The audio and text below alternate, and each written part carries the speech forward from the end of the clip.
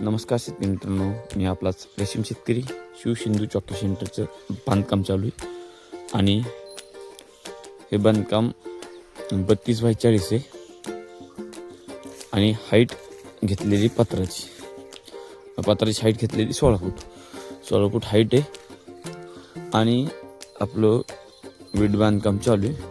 आणि सगळ्यात प्रत्येक कप्प्यात एक खिडकी 4x5ची खिडकी ठेवलेली आपण, व्हेंटिलेशन व्यवस्थित व्हावं म्हणून.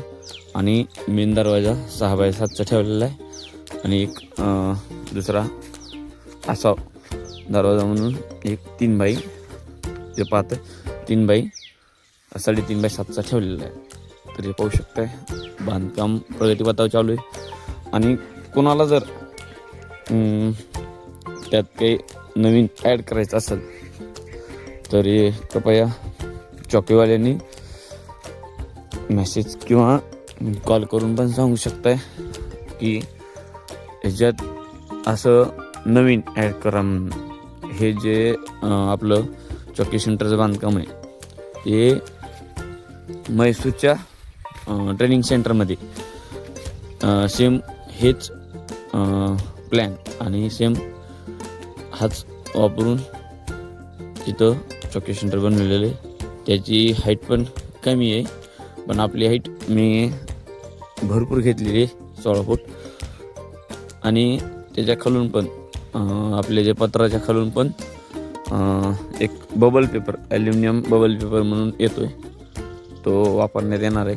कारण की तो बबल पेपर वापरला तर त्या पेपरमुळं कमी जास्त 30 डिग्री सेल्सिअसनी आपल्या शरीरामधलं तापमान मेंटेन होणार आहे. आणि आपण डक सिस्टम पण करणार आहेत चॉकी सेंटरला.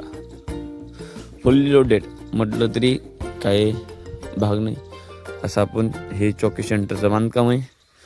तरी आपल्या चॉकी सेंटरवाल्याला हा व्हिडिओ पाठवा.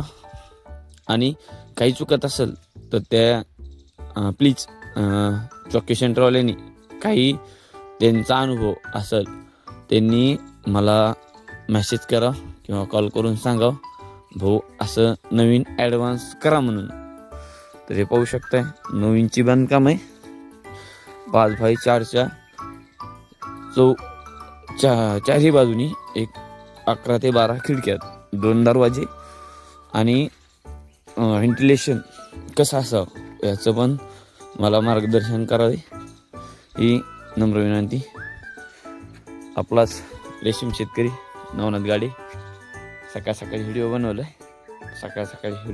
बनवला आहे. तर नक्कीच आपल्या चॉकी सेंटरवाल्याला हा व्हिडिओ पाठवा. जे काही रेशीम शेतकरी व्हिडिओ पाहत असतील त्यांनी आपल्या चॉकी सेंटरवाल्याला व्हिडिओ पाठवा. आणि प्लीज सगळ्या चॉकी सेंटरवाल्याला विनंती आहे की आपण मला योग्य ते मार्गदर्शन करावे. काय ॲडव्हान्स टेक्नॉलॉजी किंवा ॲडव्हान्स काही ॲड करायचं असेल तर सांगितल्यानेच काहीतरी फरक बदल होऊ शकतो. त्यामुळं मला मेसेज करा किंवा कॉल करा. मी आपलाच रेशीम शेतकरी नवनाथ गाडे.